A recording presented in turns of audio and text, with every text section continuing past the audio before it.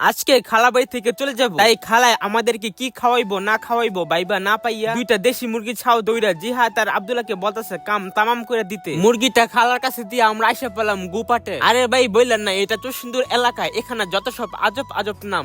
আসার পথে আমার চোখে পড়লো মুলা ক্ষেত। মুলা ক্ষেত থেকে কাকায় মুলা তুলতাছে, তাই কাকার কাছ থেকে অনুমতি নিয়ে আমরা মুলা ক্ষেতে এন্ট্রি নেই। দুই ভাইয়ে দুইটা মুলা তুলতে, কারণ আমি কখনো মুলা ক্ষেত থেকে মুলা তুলি নেই, এটাই ফার্স্ট টাইম তুলবো। নতুন একটা অভিজ্ঞতা হইলো, এটা আমার কাছে খুবই ভালো লাগলো। আপনারা কি কখনো ডাইরেক্ট মুলা ক্ষেত থেকে মুলা তুলছেন? কমেন্টে বলে যান তো। গুপার থেকে 3 ভাই সোজা বন আইসা পড়ে। আইসা দেখি যে না, গরুগুলা সব ঠিকঠাকই আছে, তাই জিহাদ নিশ্চিন্তায় বসে বসে ডাইল তুলতাছে। মনে হয় না আজকে জিহাদের সবগুলো ডাইল একলা একলা তুলতে পারবে, তাই আব্দুল্লাহ আর আমি একটু সাহায্য করে দিলাম। ডাইলগুলো এখনো কাঁচা, এগুলো রোদ্রে শুকাইয়া ভালো করে ভাইরাইয়া এই কালো খোসাটা ফাটাইয়া ভিতর থেকে ডাইল বার করতে হয়। এদিক দিয়ে আসরের আজান দিয়ে দিছে, তাই লেবু বাগান থেকে একটা লেবু ছিঁড়া আব্দুল্লাহর জিহাদের রাতে গরু বাড়িতে আইন না গাবলায় বাইন্দা হাত মুখ ধুইয়া খাইতে বসে পড়লাম। খালায় বিরিয়ানি, দেশি মুরগির গোস্ত ইত্যাদি রান্না করছে। খালায় 3 বাইরে 3টা মুরগির রান দিচ্ছে, আহা আর কি লাগে। তাই পেট ভরে খাওয়া দাওয়া শেষ করে খালা খালুর কাছ থেকে বিদায় নিয়ে বাড়ি থেকে বের হয়ে পড়ি। আজকে শুক্রবার থাকায় আব্দুল্লাহকে আব্দুল্লাহর বাড়িতে পাঠাই দিয়ে আমি সস্তায় ব্যাগ বইরা বাজার কইরা বাড়িতে এসে পড়ি। তো গাইস,